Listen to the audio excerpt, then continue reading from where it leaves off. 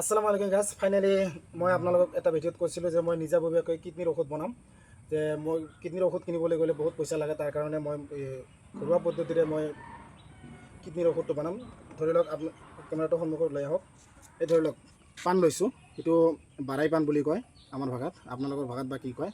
এতিয়া বাৰাই পাণ লৈছোঁ 7 পিচ আৰু মিঠাই লৈছোঁ 1 পোৱা। সেইখিনিতে মই 1 ডজৰ মাল বনাম, যাতে 100 গ্ৰামটো হয় 100 গ্ৰাম বনাম।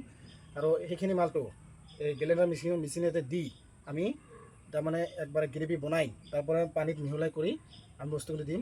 আপোনালোকে চাই থাকক মই বস্তুটো কেনেকুৱাকৈ বনাই লওঁ। আগতে মই পাণখিনি অলপ ছিঙি লৈছোঁ, কেমেৰাটো সন্মুখত আনক। পাণখিনি ছিঙি লৈছোঁ, মানে অলপ ছিঙি দিলে ভাল হয়। পাণখিনি ছিঙি দিছোঁ, তাৰপিছত মিঠাইখিনি ইয়াতে দি দিওঁ।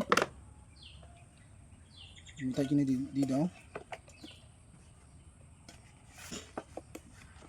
তাৰমানে কিডনিৰ ঔষধ কিনিবলৈ গ'লে বহুত পইচা লাগে। ঘৰুৱা পদ্ধতিৰে এনেকুৱাকৈ খোৱালেও পইচাও কম যায় আৰু লগতে কামখিনিও ইমাৰ্জেঞ্চি হয়। এইবাৰ মই অলপ পানী দিম। অলপ পানী দিলোঁ, দিয়াৰ পিছত এইবাৰ মই বস্তুটো বনাবলৈ আৰম্ভ কৰিলোঁ।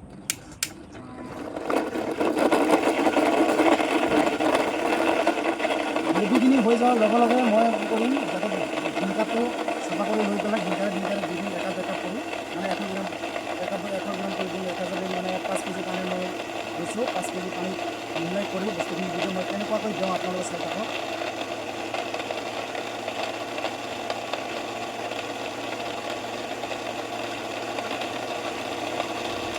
এবাৰ চাই লওঁ কেনেকুৱা হ'ল গ্ৰেভিটো। ফাইনেলি আমাৰ গ্ৰেভিটো হৈ গ'ল, একবাৰে ধুনীয়া হৈছে। কেমেৰাটো সন্মুখত আনক, একবাৰে ওচৰত, একবাৰে সুন্দৰ হৈ গৈছে। এইবাৰ মই পানীত মিহলাই ল'ম। এইটো পানী মানে এইবাৰ মই পানীত মিহলাই ল'লোঁ। মিঠাইটো ভালকৈ গলা নাই যদিও গলিব।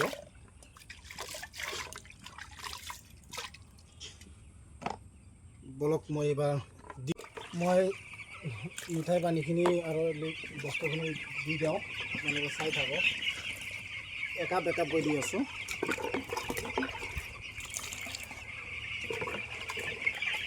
যাতে সকলো মুৰ্গীয়ে পায়, তাৰ কাৰণে আগতে পানীটো চাফা কৰি ল'ব লাগিব দেই। মই কিন্তু পানীটো চাফা কৰি লৈছোঁ আগতে।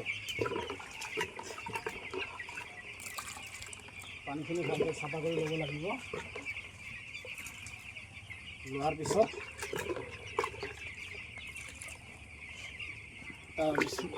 পানীখিনি চাফা কৰি লোৱাৰ পিছত তাৰপিছত দিব লাগিব।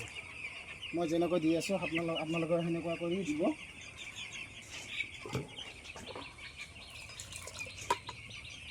এশ % গেৰাণ্টি। যদি কাম নহয় যে বোলে দাদা আপুনি এটা ঔষধৰ কথা কৈছিলে, ঘৰুৱা পদ্ধতিৰে বনাই খুৱাব লাগে কিডনিৰ ঔষধ, কিন্তু কাম হোৱা নাই। মই কৈছোঁ 100% কাম হ'ব, কাৰণ মই যদি কাম নহয় মই কেনে দি আছোঁ। সেইকাৰণে মই আপোনালোকক কৈছোঁ, ইমান পইচা ইনভেষ্ট নকৰা কৰি যাতে ঘৰুৱা পদ্ধতিৰে জানি লওক। মোৰ ভিডিঅ' চাই থাকিব। মই ঘৰুৱা পদ্ধতিৰে বেছিভাগ ঔষধ মই ব্যৱহাৰ কৰোঁ, যাতে কম খৰচত ভালে পইচা আহে। তাৰ কাৰণে সকলোৱে চেষ্টা কৰে। আৰু আপোনালোকে ভালকৈ জানে যে কিডনিৰ ঔষধ যদি কিনিবলৈ যাওঁ বহুত পইচা লাগে। এটাকৈ কিডনিৰ ঔষধ 1 কেজিৰ দাম বহুত পইচা, কোৱালিটি লৈ দাম। আৰু সেইকাৰণে যাতে কিডনিৰ প্ৰব্লেম যদি অলপ দেখা দিয়ে, তেতিয়াহ'লে সেই পদ্ধতি ব্যৱহাৰ কৰি আপোনালোকে ঔষধটো ব্যৱহাৰ কৰিব। আৰু মই কৈছোঁ কি, মানে 1 পোৱাৰ অলপ বেছি মিঠাই বা 300 গ্ৰাম মিঠাই আৰু 7টা পাণ।